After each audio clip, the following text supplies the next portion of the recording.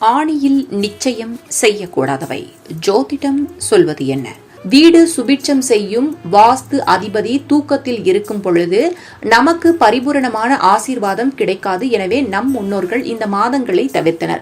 ஒரு சிலர் வீடு கட்ட முடியாத நிலையில் இருக்கும் பொழுது வாஸ்து பகவான் கண் விழிக்கும் நாளிகையில் வாஸ்து பூஜை செய்தால் தடைகள் விலகும்.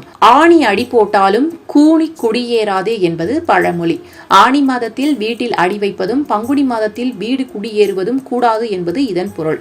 சூரிய பகவான் வடக்கு திசை நோக்கி ரிஷபத்தில் இருந்து மிதுனத்தில் சென்றடையும் கடைசி உத்தராயண புண்ணிய காலமே ஆணி மாதம். அறிவியல் ரீதியாக பார்க்கும் பொழுது இந்த காலகட்டத்தில் வீட்டில் அடித்தளம் அமைக்க பூமியை குடையும் பொழுது சூட்டின் தாக்கம் அதிகமாக இருக்குமாம். அதனால் அங்கு வேலை செய்பவர்களுக்கு நோய் பாதிப்பு ஏற்படும். மற்றவர்களுக்கு ஏற்படும் சிரமத்தை தடுக்க இந்த மாதம் உகந்தது அல்ல என்று சொல்லப்படுகிறது.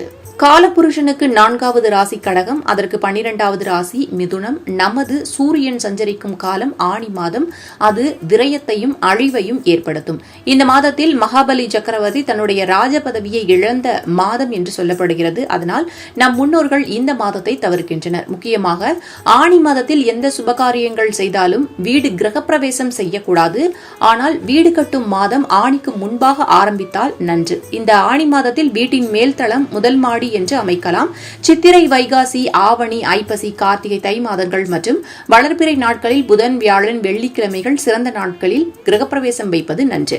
வீடு கிரகப்பிரவேசம் செய்ய கேலண்டரில் வரும் சுபமுகூர்த்த நாட்களை பின்பற்றாமல் சரியான ஜோதிடர்களிடம் அவரவர் வீட்டை ஆளும் குடும்ப தலைவி மற்றும் தலைவனின் ஜாதகத்தை கொடுத்து சுபமுகூர்த்த நேரத்தை குறித்துக் கொள்ளவும்.